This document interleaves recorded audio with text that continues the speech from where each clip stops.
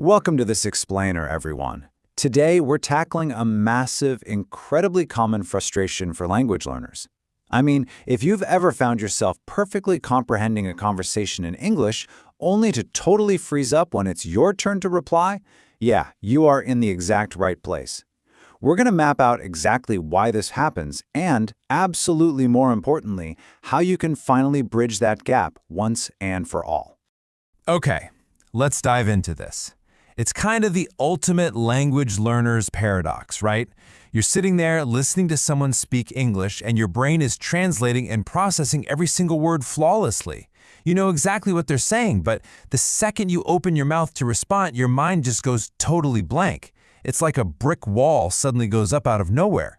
It is a highly, highly frustrating problem. And listen, if you've ever beaten yourself up over this internal monologue, I want to validate that right now. You are absolutely not alone in this. Actually, there's a quote from our source material that captures this exact pain perfectly. It says, "There was this frustrating gap between these two poles.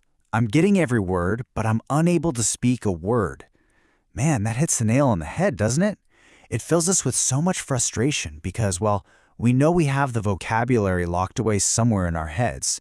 But today, our goal is to completely flip your attitude toward this issue. We are not going to treat this as some permanent, lifelong problem, and you are for sure not going to be stuck in this gap for the rest of your life. So to fix this, we have to totally reframe the situation. If I asked you right now to rate your English fluency on a scale of 0 to 10, where 0 is knowing absolutely nothing and 10 is perfect, flawless fluency, you might honestly feel tempted to grade yourself pretty harshly. But think about it for a second. You understand the language. You already know the vocabulary and the grammar structures when you hear them. So you aren't at a 0, not even close. On that scale, you're actually already sitting at a solid 3, 4, or even a 5. You literally have a massive head start. And this brilliantly illustrates the point. Let's compare your English to a completely different language, say Russian, German, or French. For most of us, we don't understand a single word of those languages, right? Like 0. That is what true absolute 0 looks like. But with English, you already get it. You aren't starting from scratch here. You already possess a foundation that a lot of people spend years, literally years, trying to build. But we do need to address this myth of natural fluency. You see, we are naturally heroes at our mother tongue. It's something we're just blessed with, something we absorbed totally effortlessly from childhood. And because of that, we kind of expect English to just flow out of us just as easily. But here's the reality check. English is not your mother tongue. Speaking a second language is an entirely separate activity from just understanding it. It requires fresh, deliberate effort. You just can't expect to be naturally fluent without putting in that specific, targeted work.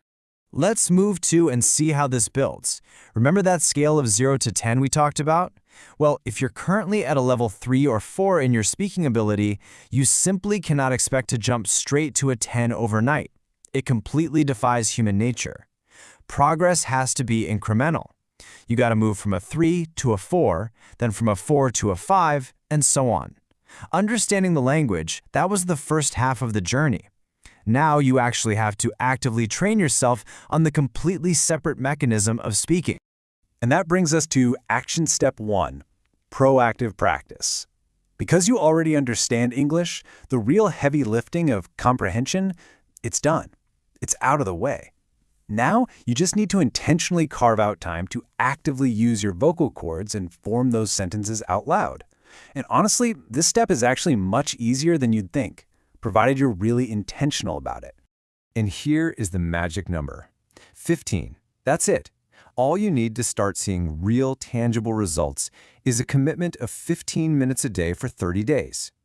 Just 15 minutes of proactive practice. I mean, think about it. That's way less time than you probably spend mindlessly scrolling social media in the morning, right? You do not need hours of grueling, intense study. Just a quarter of an hour daily where you are actively pushing yourself to speak the language out loud.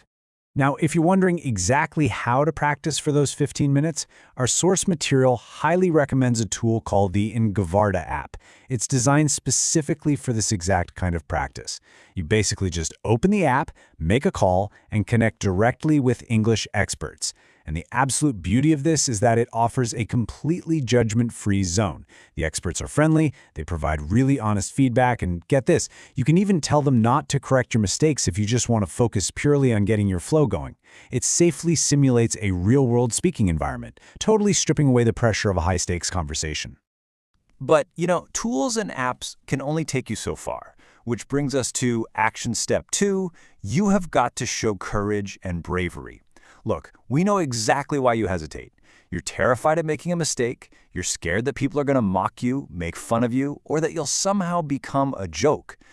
But here is the ultimate truth you really need to internalize today. Literally nobody is analyzing you as harshly as you are analyzing yourself. People are far too focused on their own thoughts and lives to obsess over your minor grammar mistakes. Now, what's really interesting about this slide is a phenomenon known as escape mode. How many times have you found yourself in a situation where someone speaks English to you and your very first instinct is to basically throw down a ninja smoke bomb and vanish? You just want to run away, nod quickly, and exit the conversation as fast as humanly possible. Listen, if you want to learn, you have to turn off escape mode. When someone approaches you, don't run. Show up for yourself. Manage with whatever vocabulary you have and just play with it. And hey, don't just wait for people to come to you. As the source explicitly points out, do not wait for the situations to happen, create it yourself. Go up to someone you're comfortable with and start talking. If you work in an office, find a colleague you trust, maybe someone just standing alone by the coffee machine, and just strike up a conversation. It does not have to be perfect. You don't have to be completely fluent yet. The actual act of creating that opportunity, that is where the real growth happens.